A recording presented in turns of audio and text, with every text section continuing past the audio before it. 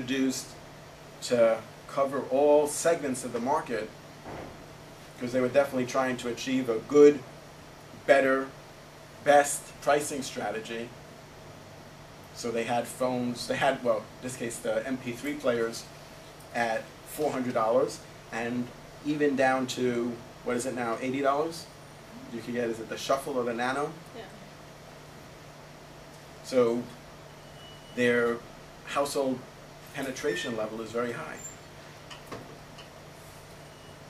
So we have to remember that there's some people that are innovators and they're willing to pay a high price to be one of the first, one of the early adopters. But then as you move through that adoption curve process, how do we get people to buy the product? What is it about the marketing mix that we could change to get them to buy the product? Products on the market for 2 years, 3 years, how do we get those late majority, as they're called?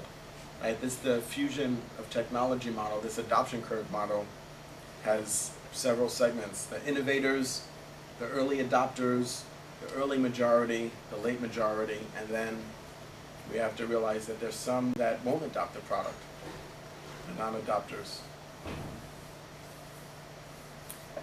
It's up to us to manage that process, to manage the rate of adoption. Doesn't manage itself, that would actually be pretty scary. We have to be proactive in managing that.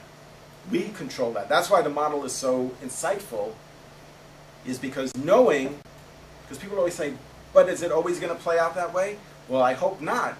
We have got to take control. We know that that's the way it would play out if we did nothing.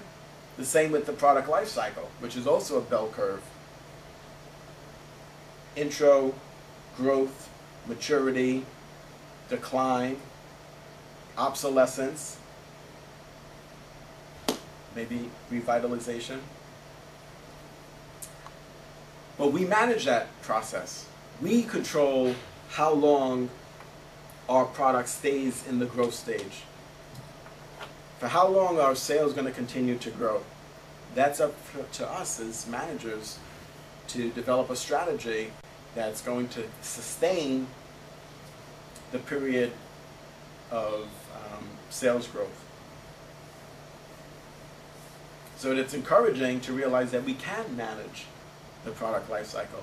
You probably heard about that a little bit in Business 50.2 and maybe some other classes. You know, you could take a whole course in product life cycle management.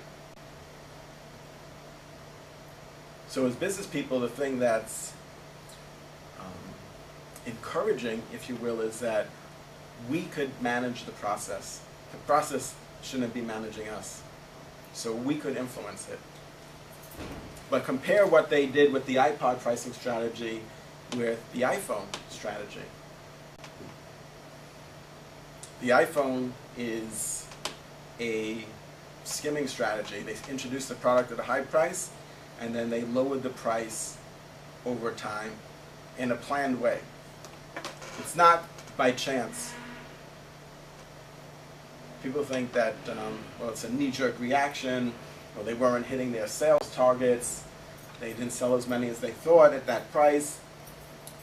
If you have a skimming strategy in place, you've already anticipated what the competitors are going to do. You've already anticipated what's going to happen in the marketplace, and you've decided that on a certain date that you're going to reduce the price 10% or 20%, keeping in mind that in price-sensitive markets, that's going to increase your sales. So there's a difference between elastic markets and inelastic markets. Elastic markets are price sensitive. Inelastic markets are not sensitive to price. Like what? Well, what would be a good example? What would be a good example of elastic market? Yeah, Elastic? Okay, inelastic. Go ahead. The drugs are, like, you know, kind of pharmaceutical. Right. That's a really good example. So, like your blood pressure medication, or your like if you have allergies, your allergy medication, It doesn't matter what they're going to do. Double the price. So what? You stop taking your heart medication? Oil? I would say overall, I would say yes, that I would say it's inelastic.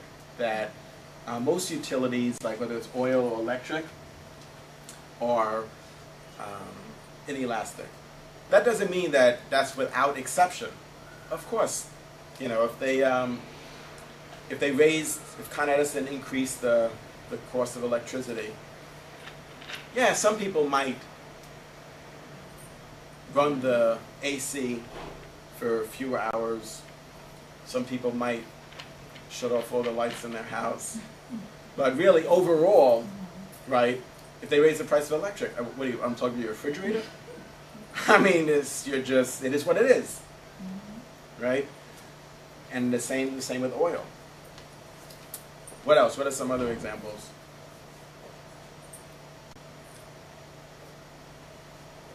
What about markets that are elastic, that are price sensitive?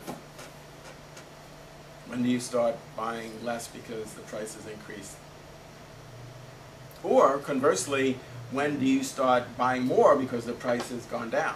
Because at the same time, right, with electricity, for example, right, if they lowered the price of electricity in this market 50%, what does that mean? You run home and turn on all the lights and what? You start running the air conditioner in the winter now? I mean, clothing you think is what, elastic or inelastic? Elastic. Yeah, elastic. Yeah, every time they have a 20% off sale at Macy's,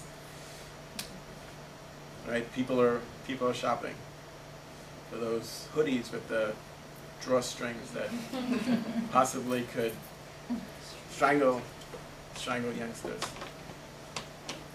Food products with substitutes.